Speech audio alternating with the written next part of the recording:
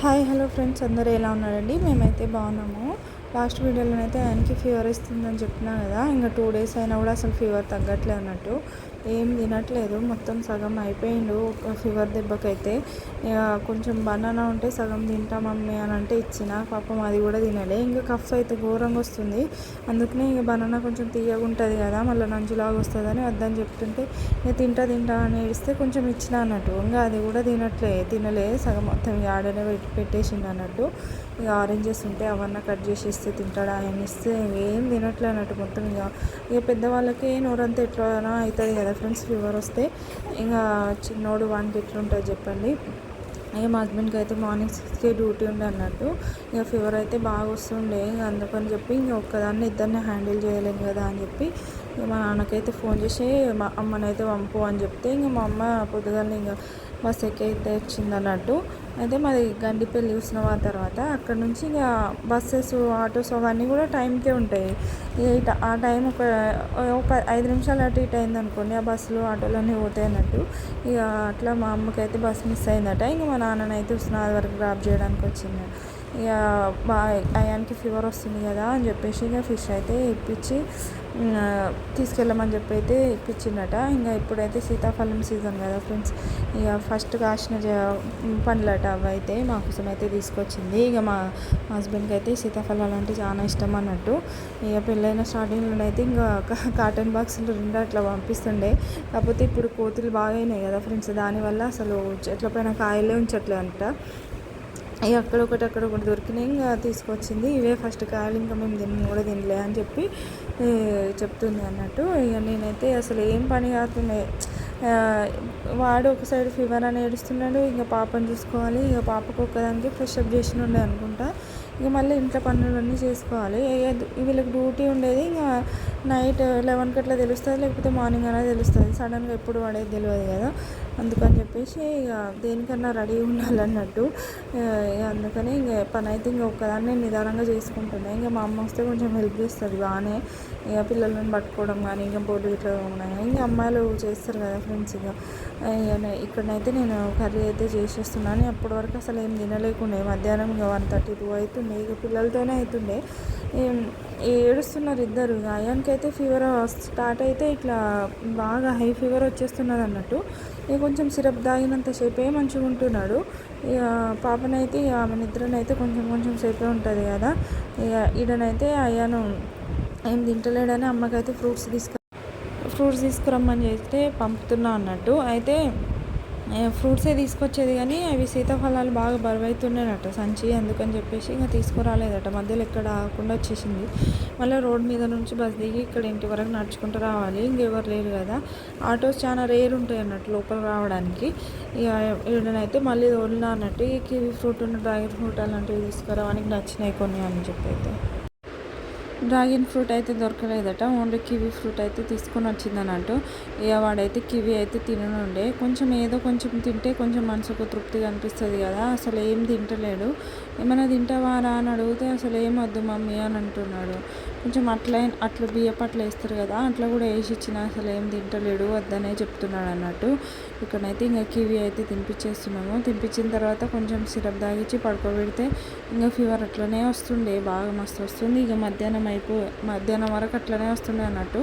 ఇక అందుకని చెప్పి ఇంకా మా హస్బెండ్కి అయితే ఫోన్ చేసిన, ఇంకా మరీ అంత ఫీవర్లోనైతే ఇక రిస్క్ తీసుకోలేము కదా అని చెప్పేసి ఫోన్ చేసి వచ్చేయండి, ఎవరికైనా అంటే పర్మిషన్ తీసుకుని అన్నారండి, లేకపోతే ఎవరికైనా అప్పుడు చెప్పినారండి అని అంటే నేనైతే వచ్చిన తర్వాత ఇంకా హాస్పిటల్కి అయితే వెళ్తున్నాము. అయితే పాపని మా అమ్మ దగ్గరనైతే పెట్టేసి వెళ్దామని అనుకున్నా. కాకపోతే ఇంకా హాస్పిటల్ ఎంత టైం అవుతుందో ఏందో చెప్పలేము కదా. మళ్ళీనేమో బాగానే డిస్టెన్స్ ఉంటుంది హాస్పిటల్ ఇంటి దగ్గర నుంచి, ఒక 5-6 కిలోమీటర్స్ అట్లా ఉంటుంది అన్నట్టు.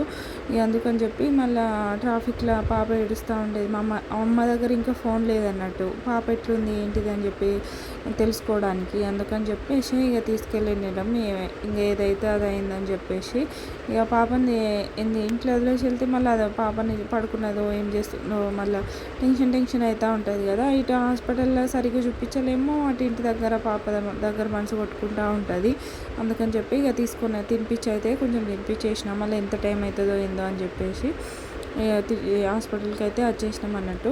శ్రీకిరణ్ అని ఒక ఇద్దరు ముగ్గురు అడిగితే బాగానే చూస్తారు అది ఇది అని చెప్తే ఒకసారి ఇక మంచిగా చూపిద్దాము హాస్పిటల్. ఊకే ఇట్లా ఫీవరే అవుతుంది మంత్లీ ఒక 2-3 టైమ్స్ ఫీవర్ కోల్డ్ కఫ్ అట్లా అవుతుంది.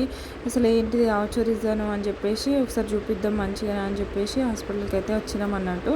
అయితే మేము కొంచెం 5కే వెళ్ళినుండే. డాక్టర్ అయితే 6కి వస్తాడట. ఇంక అక్కడనైతే వెయిటింగ్ ఉండే అన్నట్టు. ఒక 1 అవర్ వరకు వెయిటింగ్ ఉండే. ఇక పాపకి తినిపించి తీసుకెళ్ళిందే మంచిగా అయిందని అనిపించింది. ఇక కొంచెం చాలామంది పాపకి ఏం పెడుతున్నారు అక్క రెసిపీస్ చూపించండి అని అంటే ఖచ్చితంగా పెడతా అండి. ఇక అయానికి ఇట్లా అయింది కదా, ఇంకా 1 వీక్ నుంచి ఇంట్లో అదే అవుతుంది అన్నట్టు. ఇక ఒక్కొక్కటి పాపకి అంటే డైలీ అయితే సేమ్ అయితే పెట్టాను. 3 సార్లు తినిపిస్తా కదా, 3 పూటలలో ఒక్కొక్క పూట ఒక్కొక్క టైప్ అయితే పెడతా. అదైతే ఒకసారి నేను మంచిగా వీడియో చేసి అయితే పెడతా అన్నట్టు. ఉగ్గు ఎట్లా ప్రిపేర్ చేస్తా ఇంట్లో అయితే పెడతా అన్నట్టు. అయినప్పుడు కూడా మొత్తం ఇంట్లోనే ప్రిపేర్ చేసి పెట్టినుండే. మంచిగా రాగి జావ లాంటివి, ఓట్స్ అలాంటివి అయితే పెడతా అన్నట్టు. అదైతే పెడతా ఒకసారి. ఇక్కడైతే హాస్పిటల్ వచ్చి ఫీవర్ చెక్ చేస్తే 102 అట్లా ఉందన్నట్టు. ఫీవర్ అయితే హై ఫీవర్ ఉండే. అయితే ఫీవర్లో ఉన్నప్పుడు ఎప్పుడైనా సరే అసలు చల్ల వాటర్తోని తుడవద్దట ఫ్రెండ్స్. గోరువెచ్చగా ఉన్న వాటర్తో తుడవాలట. మాకైతే ఆ విషయం తెలియదు. ఇన్ని రోజులు మేము కొంచెం చల్లగా ఉన్న వాటర్తోనే కచ్చిప్పేసి తుడిచేవాళ్ళం అన్నట్టు. మొన్న డాక్టర్ చెప్పిండు అసలు చల్ల వాటర్తో తుడవద్దు, గోరువెచ్చగా ఉన్న నీళ్ళతో తుడవాలి. హై టెంపరేచర్ పైన కూల్ వాటర్ పడి ఇంకా టెంపరేచర్ పెరుగుతుంది కానీ తగ్గదు అని చెప్తే అయ్యో అది కూడా ఒక రీజనే అవుతుంది కదా ఫీవర్ ఎక్కువ కావడానికి అని చెప్పేసి అసలు అప్పుడు తెలిసింది అన్నట్టు. ఇన్ని రోజులు మేము అంటే చల్లని వాటరే అని అంటారు కదా అందరూ, వేడి అంటే చల్లని వాటరే అని అనేసరికి ఇంకా మేము అట్లనే అనుకున్నాం అన్నట్టు. కానీ ఇంకా మొన్న తెలిసింది. ఇక్కడ పాపనైతే ఒక రూమ్ అయితే ఇచ్చారు. వీనికి ఫీవర్ ఎక్కువ ఉండే కదా అని చెప్పి కొంచెం ఎమర్జెన్సీలోనే అంటే లోపల ఓపీ తీసుకున్నారు అన్నట్టు. వీడైతే కొంచెం మొత్తం చేసిన స్వెటర్ కూడా ఇవ్వద్దట. అంటే బాడీ టెంపరేచర్ అనేది ఎక్కువయ్యి ఇంకా స్వెటర్తో హీట్ ఎక్కువైపోతూ ఉంటుందట. అందుకని చెప్పేసి ఇంకా స్వెటర్ తీయరా అంటే తీయను అంటాడు. ఇది ఎట్లా అంటే ఇంకా ఎవరి థింగ్స్ వాళ్ళ దగ్గరనే ఉండాలి అన్నట్టు చేస్తాడు అన్నట్టు.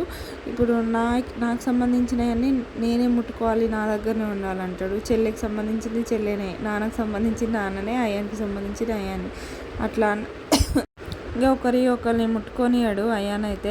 ఇంకా అట్లనైతే ఉంటాడు. ఎవరిని కూడా ముట్టుకొనియాడు. ఇంకా ఎవరైనా ముట్టుకున్నారంటూ ఇది చెల్లేది, నాన్నది, మమ్మీది అన్నట్టు అంటాడు అన్నట్టు. ఈడనైతే డాక్టర్ అయితే అసలు లోపల చెకప్ కానీ వెళ్ళినాము. డాక్టర్ అయితే చూసి షాక్ అయింది. అసలు ఇన్ని రోజులు ఎట్లా ఆగినారు మీరు? ఒక 20 మినిట్స్ డాక్టర్తో మాట్లాడినాం. ఫస్ట్ టైం కన్సల్టేషన్కి వెళ్తే అసలు ఇంతసేపు ఉంటారా, ఒక్కొక్కరు ఉండేటోళ్ళు కదా. మేమైతే ఫస్ట్ టైం ఒక 20 మినిట్స్ మాట్లాడినాం కావచ్చు డాక్టర్తోనైతే. అసలు లంగ్స్లోనట మొత్తం నంజు ఉంటుంది కదా, అది మొత్తం హోల్స్ బ్లాక్ అయిపోయినాయి. శ్వాస తీసుకోవడానికి అయితలేదు ఆయనకి. మొత్తం బ్రీతింగ్ ప్రాబ్లం అవుతుంది. మీకు ఎంత కూడా అబ్జర్వ్ చేయలేదా, మీకు ఏర్పడతలేదా అని చెప్పేసి డాక్టర్ అయితే సీరియస్ అయింది అన్నట్టు. అయితే నార్మల్ కఫే కావచ్చు అని అనుకున్నాం ఫ్రెండ్స్ మేమైతే. కఫ్ నార్మల్గానే వస్తుంది కావచ్చు అని చెప్పి. కాకపోతే విపరీతంగా ఉండే ఫ్రెండ్స్ కఫ్ అయితే.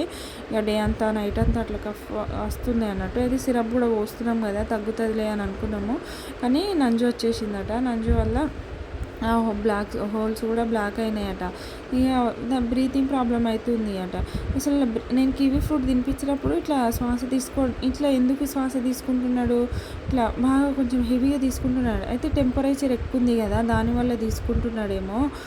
కొంచెం బాడీ హీట్ ఎక్కువ ఉంది కదా దానివల్ల ఇట్లా తొందరగా తీసుకుంటున్నాడేమో అన్న ధ్యాసకే పోయింది నాకు.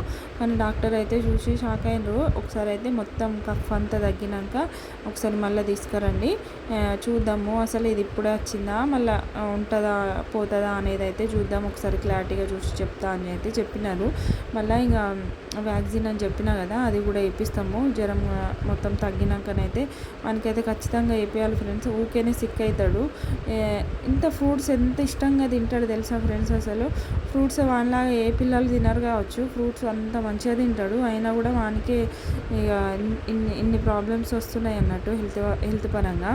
ఇప్పుడైతే చెకప్ ఇట్లా అంతా అయిపోయింది. ఇక డాక్టర్ అయితే మళ్ళీ ఒకసారి రండి, మళ్ళీ ఒకసారి వచ్చినాక చూసి చెప్తా నేను, ఏం టెన్షన్ తీసుకోకండి అని అన్నాడు. అసలు ఫుల్ టెన్షన్ అయిన ఉండే అట్లా చెప్పంగానే. ఇక బ్రీతింగ్ ప్రాబ్లం అంటే ఇంక ఎట్లా అనిపిస్తుంది చెప్పండి. అందుకని చెప్పి ఇంకా ఈడనైతే సిరప్స్ అన్నీ తీసుకొని ఫ్రూట్స్ ఇక మళ్ళీ బ్లడ్ సెల్స్ తక్కువ అవుతాయి కదా ఫీవర్ వలన, అందుకనే ఫ్రూట్స్ మంచిగా తినిపించండి అని అంటే ఇంకా పప్పాయ, కివి, డ్రాగన్ అవైతే మా ఇంట్లోనైతే రెగ్యులర్గా ఫ్రూట్స్ ఉంటూనే ఉంటాయి. ఎందుకంటే అయ్యాన్ స్కూల్కి వెళ్తాడు కదా, మనకి ఎక్కువ ఫ్రూట్సే పెడతా అన్నట్టు, వాడు ఫ్రూట్స్ మంచిగా ఇష్టంగా తింటాడు, అందుకని అవే పెట్టిస్తా. ఇక్కడ కొన్ని వెజిటేబుల్స్ కూడా లేకుండా అవి తీసుకొని అయితే ఇంటికైతే వచ్చేసినాము. వచ్చిన తర్వాత ఇక వానికి కొంచెం ఇడ్లీ తింటా అని చెప్తే ఇక మధ్యలో ఇడ్లీ కూడా తీసుకున్నాము. ఇక తిన్నాడు, కొంచెం ఒక సగమో ఒకటో తింటాడు, కాకపోతే ఇక వానికి నచ్చింది తినిపించాలి కదా, కొంచెం అనేది తింటాడేమో అని చెప్పేసి ఇక తీసుకొని అయితే ఇంటికైతే వచ్చేసినాము. సగం అట్లా తిన్నాడు, కొంచెం ఇక సిరప్లు, నెప్లైజర్లు అన్నీ పట్టేసి ఏమన్నా అయితే పడుకోబెట్టినాము. పిల్లల విషయంలో ఎప్పుడైనా కూడా జాగ్రత్తగా ఉండాలని అయితే తెలిసింది ఫ్రెండ్స్. అసలు లేట్ అంటే ఇక తగ్గుతుందిలే, సిరప్లు పోస్తున్నాం కదా తగ్గిపోతుంది అని చెప్పేసి నెగ్లెక్ట్ అస్సలు చేయొద్దు. ఎందుకంటే ఏ ప్రమాదం ఎటు నుంచి వచ్చేది తెలియదు, అది అంటే కొంచెమే ఉండి పెద్దగా అయ్యేది కూడా తెలియదు కదా.